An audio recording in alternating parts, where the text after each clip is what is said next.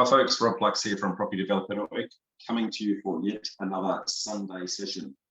This week we're talking about feasibilities and the 12 essential costs to lock in your profits every single time. Now, we did have a little bit of a false start on this a couple of moments ago with some sound issues. So for everybody that missed the, 13 minutes of me just talking into the ether and nobody hearing, on my humble apologies. But we're back.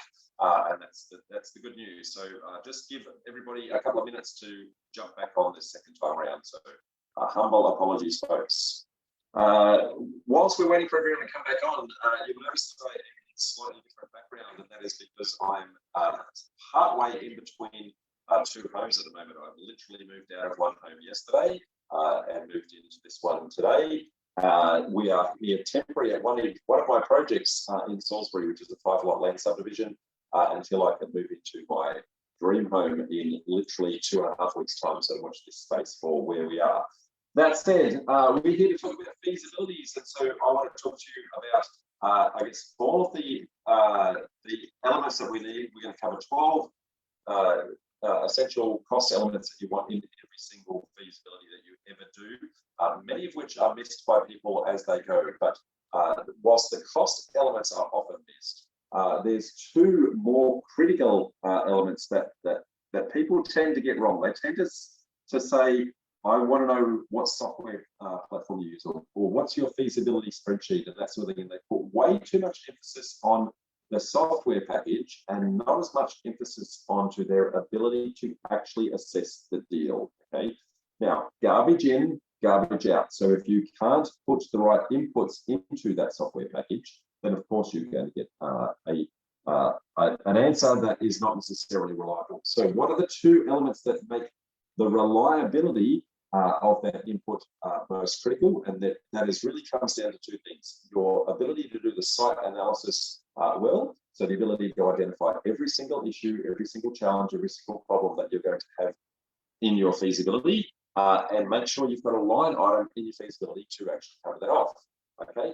And then the second one is, what is the sale of the finished product going to be? And many times people are a little bit too over optimistic on what they think they're actually going to sell their finished product for. Now, a feasibility is just really the adding and subtracting of those two elements. Okay, so when you actually understand all of those, then you should be able to get a good and accurate feasibility. And if you can do that, you can do that on the back of an envelope. You don't actually need a software package. That said, there's some fantastic software packages out there, including one that I have built myself called Quickviso, and I'll talk to you a little bit about that later, but not that important right for now. Now, I've said the two critical elements, but there's a few other things that you want to consider in putting a feasibility together. So firstly, when you're having a look at any single site, you want to make sure that you assess it for a thing called highest and best use. Okay, now highest and best use is the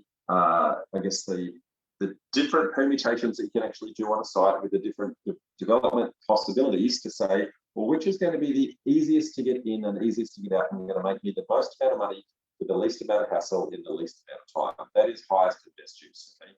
Now, so on a site that might be zoned for townhouses, for example, then you might be able to do 4 3-bedroom townhouses, or alternatively, you might do 5 2-bedders. Okay, so slightly different outcome, and depending upon whether or not the 3-bedders sell for more than the 2-bedders, then that's going to determine whether or not you get more money for the finished products. Same amount of hassle, might be more money, but just by putting a different product in there. Alternatively, you might be able to say, well, maybe I can subdivide the property, and you might be able to sell it just as land, and you might get, from a profit on cost perspective, you might get a much higher profit on cost in much less time, rather than go through the full hassle and the full expense of doing a full feasibility all the way through, a full construction all the way through the end. So highest and best use lets you go through those multiple scenarios to make sure that you are covering everything off from that perspective. Now, when you do that, you want to make sure that you're assessing multiple exit strategies on each of those outcomes. So are you taking it at DA stage? Are you taking it all the way through to practical completion of the finished product? Okay, so all of those things are really critical in making sure that you are assessing which is the best way to do the deal. Now, the other element that you want to consider in that is timelines. Okay, so your project timelines. So how long each stage is actually going to take. And the best way you can do that is reverse engineer other people's deals in the area, find out how long it's taken council to actually get the approvals through, have a look at things like near map and that sort of thing, so you can see when did construction start, when did construction finish for somebody else's deal. Go and talk to builders in the area, make sure the project's actually coming through the timeline. That'll give you a good assessment of your timeline. Okay. Then you want to also understand how you're funding the deal. Okay, is it your cash that's going in? And if it's cash, there's an opportunity cost on that, but it might not necessarily be an interest rate. But if you're going out and getting primary lending, secondary lending, mezzanine lending, or JV money, the cost of that into your project might be significantly different. Okay, so they're some of the elements that you really want to consider, and also how you put the deal together. So is it some form of no money down deal, which delays some of your acquisition costs, or may defer, or even sometimes even avoid, depending on how you're actually doing that. Now, in order to understand all of those elements, what my guidance to you is always assess the deal as if you're buying it outright, okay? And if you assess it to buy it outright, then you can compare one deal with the other deal. It's going to be very simple to understand. At that point, you can then go, okay, what if I did this? Okay, so what if I did a JV with the landowner? Well, there'd be no stamp duties, and there'd be no holding costs, and there'd be no interest on the loan and those sorts of things. Okay, well, what if I was to do an option contract? Okay, so you can do all these what if scenarios, but you have to have a baseline for your feasibility to understand what the uplift on that would actually be. Okay, that allows you to work out, well, how much more than the market price may be able to pay potentially for a deal. Okay, so that's quite important. There's also two different ways that you can actually do a feasibility. There's one called a bottom-up approach, and there's one called a top-down approach. Now, bottom-up approach is what most of us tend to work on, okay? And there are some strengths and weaknesses with this approach. Now, a bottom-up approach is where the vendor stipulates the price that they want to pay, or that they want you to buy for the property. Okay? So if they're stipulating the price, okay, that's your starting point. Then you start to add your costs. So the cost of your development approvals, cost of your consultants, cost of your construction, all of those sorts of things. You're going to work out what it's going to sell for, and then you're going to subtract one from the other, and you're going to, whatever's left over is the profit, and you're going to squeeze the profit in the optimistic hope that something's going to work in your perspective. So bottom up, we tend to, just as humans, try to squeeze that profit, and it's a recipe for disaster, because we get a little bit over optimistic on our costs, and we get a little bit over optimistic on our sale outcomes. Okay, just from a mindset point of view, that plays tricks on us. What I'm going to encourage you to do instead is called a top-down approach, which does it the exact opposite way around. Okay, so work out what the finished product will actually sell for. Okay.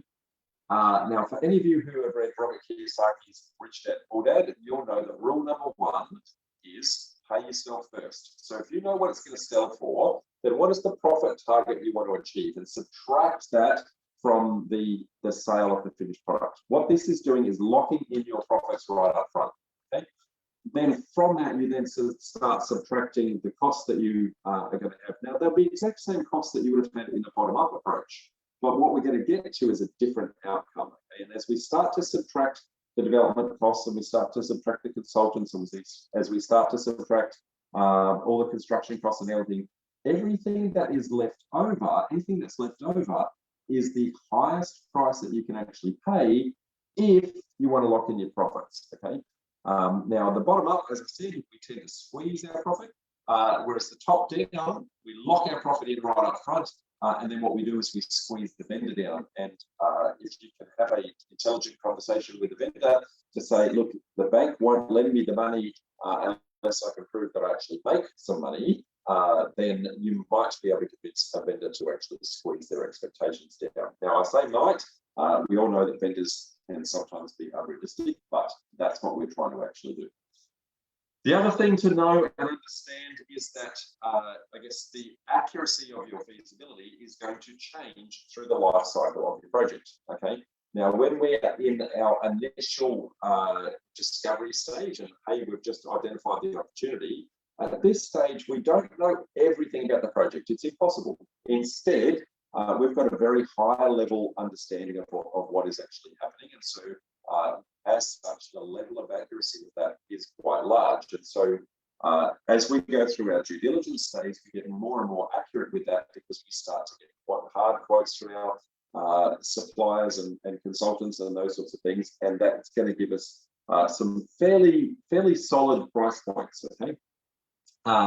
But even then, it's not 1,000% accurate, right? Because as we start to go through the process, we go through the development approval stage, and the council then throws in some curveballs and says, well, you've got to put these extra conditions in, or maybe you think you can get an extra property out of it, they say no, so they push that back. So when you get to development approval stage, you have a higher level of accuracy in what you can actually get through until the next stage. Now, at this stage, council said what you have, but they haven't but you haven't yet worked out how much it's actually going to cost you to actually build that. Okay, so now when you actually go get your building approvals and go out to get your building quotes, that's going to give you another level of accuracy. And as you get further and further into the project, you start to eliminate more and more of the unknowns. And the only time as you start to eliminate those unknowns, because even during the building phase, we know that there's quite often there's going to be variations and that sort of thing.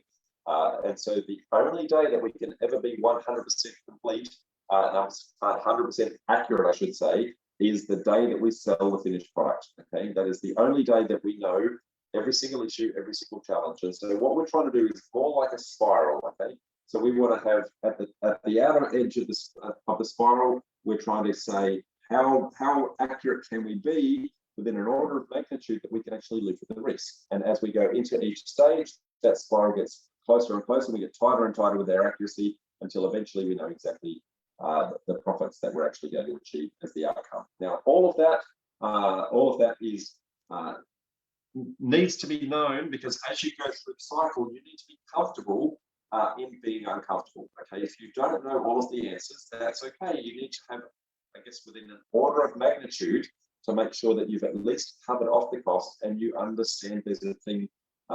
As you go through all the consultants and that sort of thing, you might be a little bit higher on one, a little bit lower on the other one, and it's called unders notice. And with so long as you're within an order of magnitude, you're actually going to come through quite well. Okay. Now the problem with that is that you've got to work out which consultants are we going to talk to, which comes back to point number one that I made, which is you've got to know what you're going to do in your site assessment. Okay. So all of that is then leading into the whole topic of today, which is the 12 essential cost categories. So I'm going to do a screen share here. Now, the reason why I'm pointing these 12 essential cost elements out is because I'm bamboozled at how many times I see somebody's feasibility, and it just does not cover all of the essential elements that need to go into a feasibility, okay? So they are completely missing anything. So I'm ignoring the fact that we've got site assessment issues, but there's just some fundamentals in a feasibility. So here we go. So 12 essential cost categories. So number one is going to be, well, there's purchasing costs. So there are known costs that are going to happen. So we know the purchase price, but there's going to be things like stamp duty, legals and accounting. So you've got to set up your structures, and you've got to set up your joint ventures or any primary loans that you're going to have with people. You've got to do all your building searches, all those elements that go into, I guess, the actual purchase element itself. And I'm amazed at how many people are so optimistic in just forgetting about the accounting. Oh, I forgot about the fact that I've got to set up an entity for this. And I forgot about putting the legals in for the joint venture that I was going to do and things like that. Or they get their stamp duty calculations wrong, okay? So these are fixed known costs, okay? They're very predictable. Whether the project is a small one or a big one, that's not going to matter. These purchasing costs are going to be very, very predictable for every single project that you ever do. Okay? Then you've got holding costs. Now, you've got things like rates, land tax, electricity, depending upon what you're doing, if you're taking over an existing, maybe you're taking over an existing old 70s apartment complex, you might have a body corporate, and that's the thing that you have to take over initially and wind up, and a few other things like that. But holding costs are one of those things where this is costs that are going to incur just for the sheer privilege of holding the property. Okay, so the longer you hold the property, the more those holding costs are going to start to accumulate. Okay, now because of that, it comes back to, well, did you predict how long your project was going to run for in the first place? You get that wrong, then you're going to get the holding cost impacts wrong. So if you predicted you're going to have your project was going to be in and out in 9 months, and you end up being in and out in 18 months, well, that's an extra 9 months holding cost that many people completely forget about. Okay, funding costs. Now, as I touched on before, okay, depending upon where you're getting your finance from, this can vary massively. Okay, is it residential lending that you're getting? Is it commercial lending that you're getting? Is it private funding that you're getting? So sometimes there's a thing called an application fee. Sometimes there's valuation fees, quantity surveyors. The rate of interest is going to be massively different. The amount of equity that you need in your deal is going to be massively different. So I've seen, I've seen townhouse projects on a smaller scale, say 3s or 4s, where people are doing those under residential, and you're getting very low interest rates in the 4 and 5% marks. And I've seen equally projects of a similar size go down the commercial route, and they're going to be in the 8s and 9s mark. And then I've seen again people that are struggling to get finance, and they're paying 15 to 20% interest for the exact same project, guys. And so you need to understand what is the funding requirement that I actually need for my particular scenario. Now, the next person coming along, they may be able to fund it in a completely different way. And so their profitability might be very, very different to your profitability.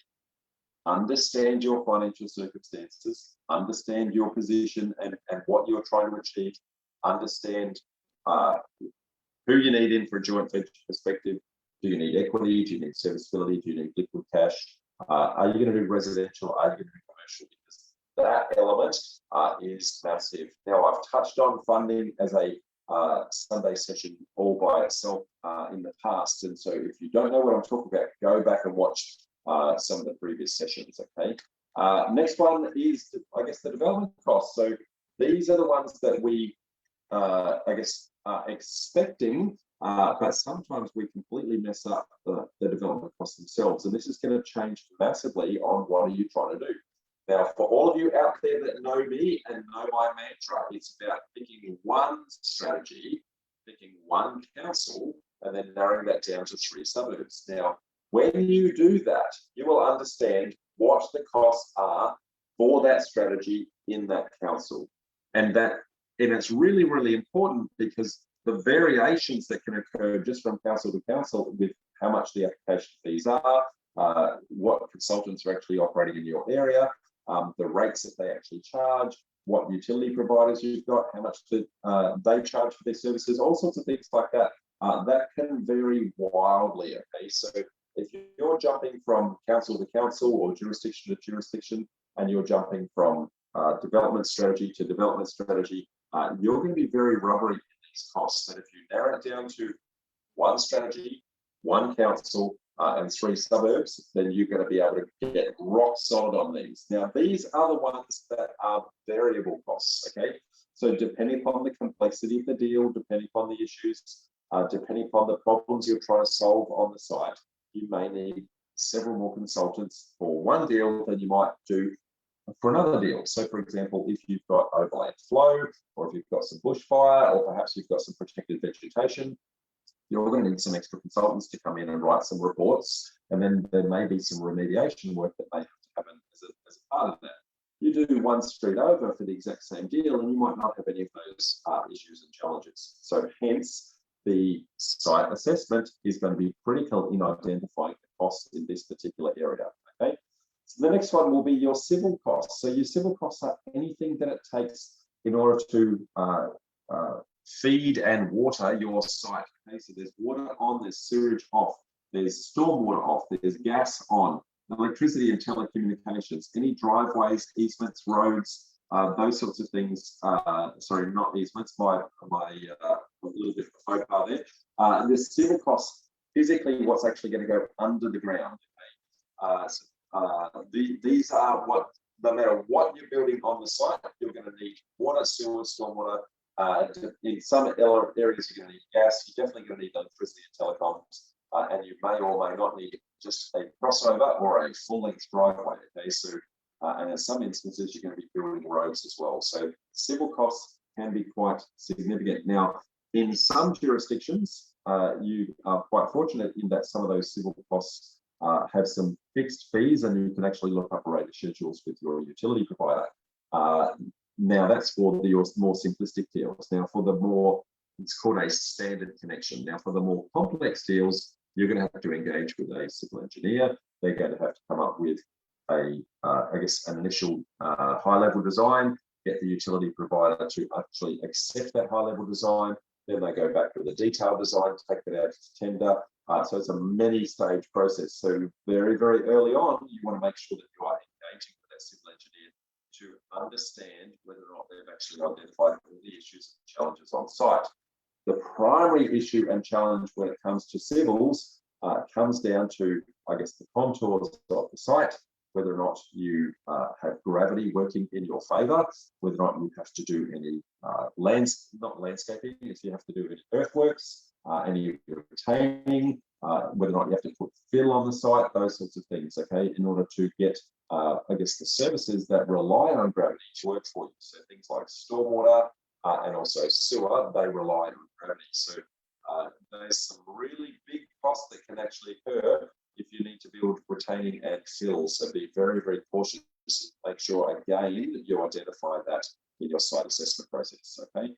Then you've got your building approval costs. So depending on where you are in the country, you might call it a BA, building approval, or you might call it a CC, a construction certificate, okay? And this is where you go and get the development approved plans that are really just lines on a page, and you're going to turn these into engineering level details that will allow the builder to physically construct the building. So it's going to have a look at things like your 5-star energy rating and make sure that you can actually achieve that. It's going to look at you know, how deep are the foundations they're going to do, what kind of foundations are we going to do? You know, is it going to be screw piers, waffle pods, those sorts of things? Are we going to be using steel frames or wooden frames? Okay. Now, when we start to do that, all of those can massively impact the cost of the construction itself. Okay, so how you actually engineer that when you go through your building approval is critical to understand the next element. Okay,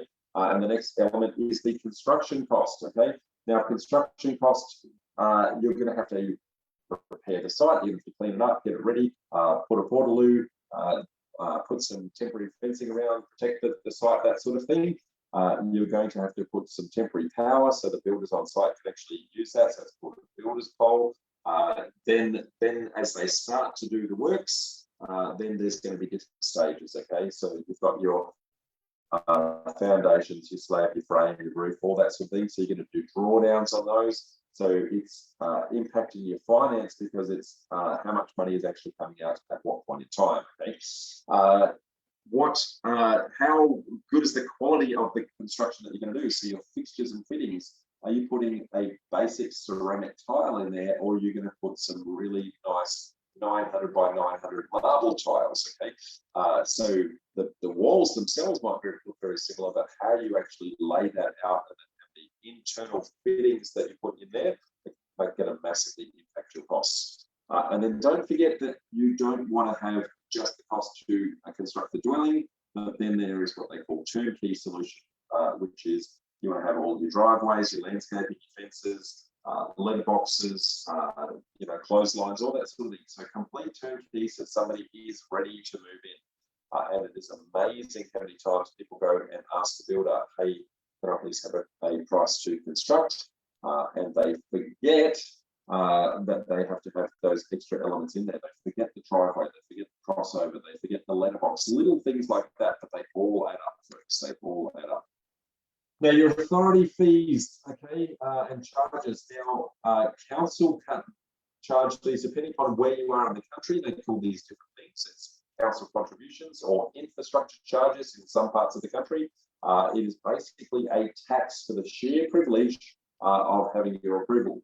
And depending upon what you're trying to do, the cost of that can be quite significant. Now, it's typically charged per lot or per dwelling that you create, okay? And they will regularly give you a credit for any lots or dwellings that you already had. So, for example, if I'm building 10 lots and I originally started with 2, they'll give you a charge for 10 and they'll give you credit for the 2 that I had previously. So the differential is about 8. Now, they don't do that in every single council, but that is predominantly how they tend to do that. Now, for the same strategy, you might find that in one council, those fees are in the vicinity of $5,000 per lot, and then you take that to another council, and it might be as much as $30,000 per lot. Okay, so it can massively vary. Hence why I say one strategy, one council. If you know that one council, you're going to know those fees really, really well. Okay. Now, connection fees for your authorities. So you're going to have headworks charges to go into your utility providers in many instances. Sometimes they will actually charge you a connection fee for doing that. So make sure you account for that.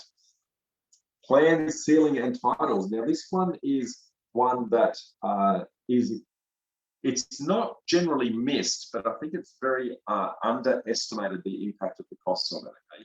So depending upon what you're trying to do and how many lots you're actually creating and whether or not there's actually any easements on it, you might be thinking, oh, there's only one easement, but it crosses 5 boundaries. Well, actually, that's 5 easements that you need to draw, 1 for each lot. Okay.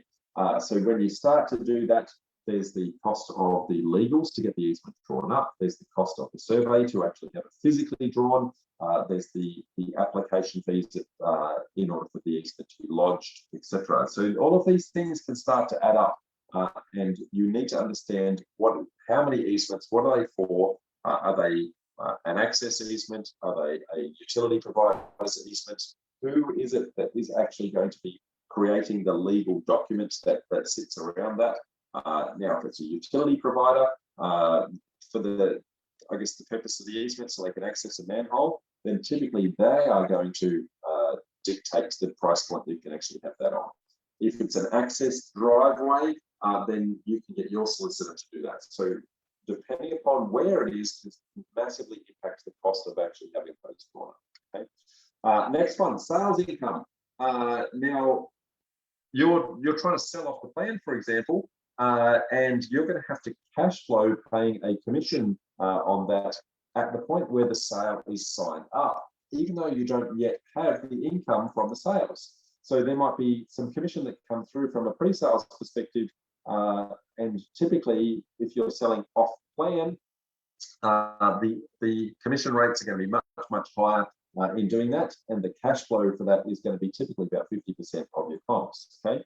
Now, if you do post-sales, and I had a little bit of an animation element there. If you do post-sales, then you're waiting till the finished product is actually created, and at that point, you're going to be allowing people to go through the property because it physically exists. The commissions and that sort of thing that sit on those tend to be much, much lower.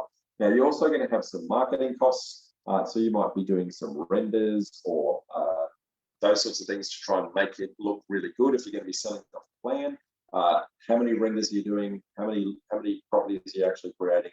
You might spend between $350 and $500 per render, and you might want to show, well, I want to show the entrance, I want to show the living room, I want to show, the major bathroom, the major bedroom, and what they call a hero shot. Okay, so you might have 5 renders for any one particular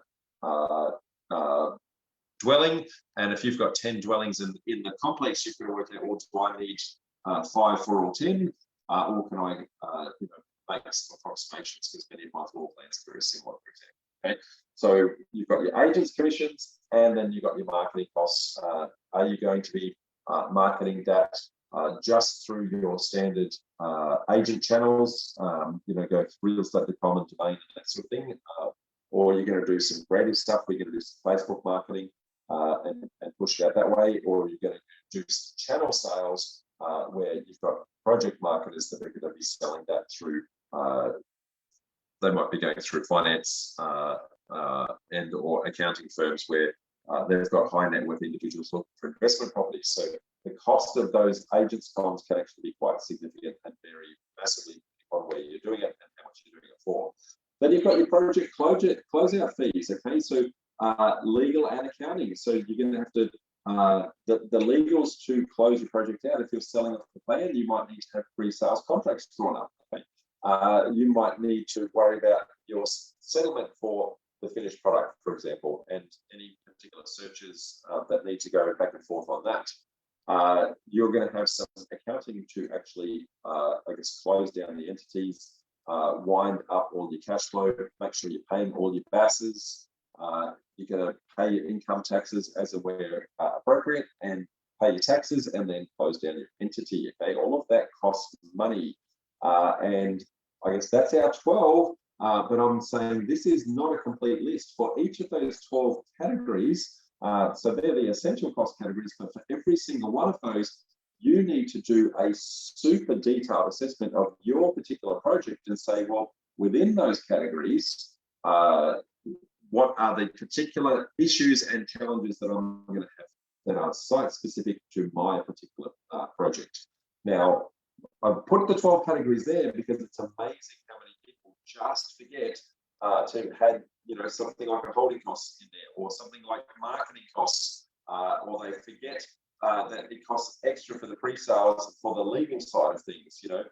So make sure you've got at least these 12 categories in that are, whether you do your feasibilities on the back of an envelope, or whether you do a complete software package, whether it be my product, Quickviso, whether it be a fee study or something like that. You want to make sure that you've got line items for every single one of these as you start to do your feasibility. Okay, now I spoke about Quickviso, so let me give you just a little bit of a tidbit about Quickviso. So Quickviso is an Excel spreadsheet that I built many years ago. I actually started out as a smartphone app because I spent a lot of years in IT, and the most requests that I had, they said the app was actually sensational. We had the app out there for about 4 years, but they really wanted it back in Excel, so I converted it back to Excel. Now, what is really good about Quickviso, and it very much fits into my methodology that I teach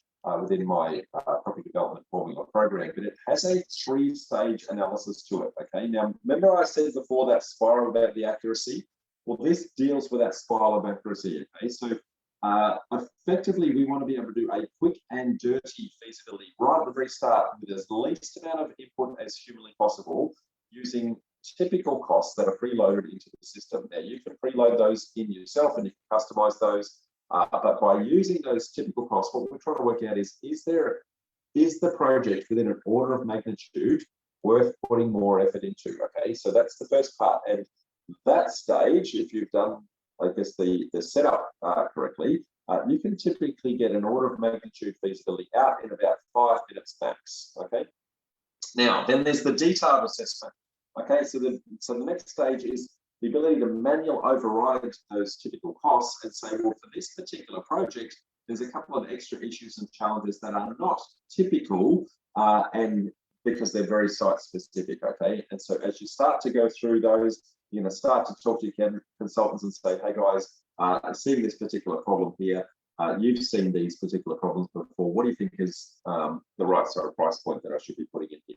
Now, at this point, it's not a formal quote, okay, but rather you're just leaning into your consultants to say, well, you've seen it before. What do you think? I understand you haven't done a detailed site assessment, but give me some order of magnitude out of that, okay? And then lastly is the full due diligence stage. So the third stage, full due diligence, and there's well over 300 cost categories that are inside Quickviso. So very granular inputs with every single line item. You can start to add, I guess, a cost for, whether it be zero cost because you've identified that that's not actually required, or go through every single one of them as a checklist to go, have I actually done this? And of course, Then there's the ability to actually customize and make this more flexible. So whilst we load in some typical costs for use for some example strategies, you can actually preload about 20 of your own strategies. So what the whole concept here being, well, when you come to a particular site, there might be, I mentioned before that when you're trying to do multiple feasibilities, you're going to look at highest and best use. So you might see 3 or 4 common scenarios that you do on a regular basis. So you're going to load up each one of those cost categories in the back end, load that as a strategy, and then when you do your quick and dirty, you can quickly go, well, if I can keep the house, I'm going to change the setting,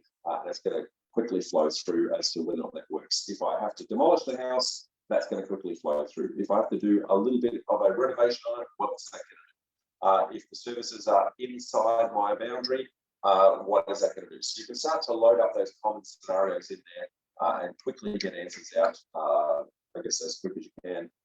And you can add more and more, I guess, cost categories in there as and when required. There's already 200 or so of them in there. So the link below, developernetwork.com.au/Quickviso. It's currently on special at the moment. So if you are interested in it, follow the link, have a look, and I guess check it out, guys. Okay, other than that, we run these Sunday sessions as regularly as we can every single Sunday. And because we've got a back catalogue of so many of these, we've actually started to archive them out to YouTube. So make sure that you go to YouTube and have a look at those. You can either follow the link that we've got below, propdev.info/YouTube, or alternatively, when you're at YouTube, just search for Property Development Network and you will find us. And a reminder also that we have some Facebook communities called Property Development Network, where you can get the community to actually help you with your issue or challenge as you progress through. And we also have a sister Facebook group called Development Site Deal Hub, where you can do off-market deal transactions. And of course, and I don't have a slide, but I will tell you about it anyway. We run our monthly networking groups all the way around the country. So we run them in Brisbane, Sydney, and Melbourne once a month in each jurisdiction. So make sure you come check us out for our next meetup. Now, that said, I'm going to go out to Facebook land and see how many questions we've actually got coming through. So 2 secs while I go and see what the masses are asking of me. Okay, so lots of people saying yay, I finally got some sound. So sorry about that small mix up before. Vicky's asking, can I watch this again? And the answer is yes, you can, Vicky. It is both on Facebook, so you can actually search that on our page, but also in the next day or two, we will migrate that over to our YouTube channel, so you can go there, absolutely. Vince says, should be on Rob's Sunday session. Oh, he's replying back to Vicky. Good on you, mate. Thank you. Zane's got a question. Hang on, I've just missed that. It's quite a large question. See if I can scroll. Would you upgrade Quickviso, for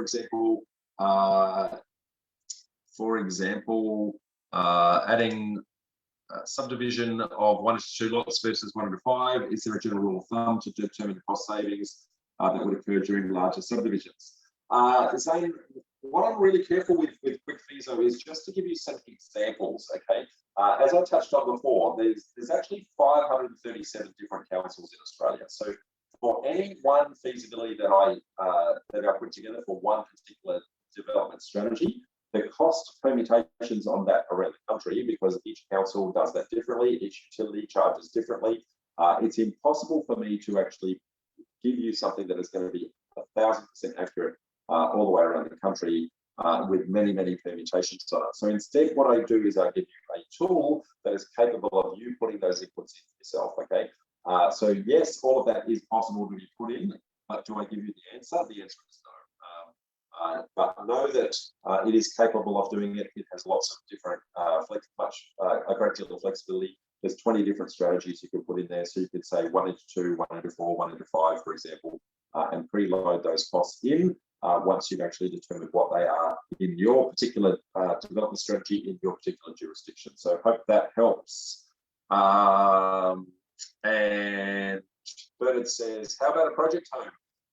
Bernard, project homes are a little bit off topic, but cost-free for those is going to vary wildly based on what's the fixtures and fittings in there and how big is the home. So almost all of your project home guys have display villages. You can go out there, they'll give you a book about that, I think, with all their different, I guess, house designs, and they pretty much have a price list, mate. So I would say go out to, depending on where you are in the country, places like Homeworld, where there might be 20 or 30 different builders out there, all with display villages. So have a look at that. What else have we got? We also said 5 minutes in the previous edition. Okay, thank you, Sean. And Ursula says, thanks, Rob. Good presentation. Once we heard you, thank you. Again, my humble apologies, everyone, for the fact that we did have some technical challenges. Luckily, we're able to do that. Now that I've got it resolved, shouldn't have that issue again for next week. So, as I can't see any more questions coming through, I'm going to say thank you all again. Bye for now, and I'll see you at our next meetup, or alternatively on our next Sunday session.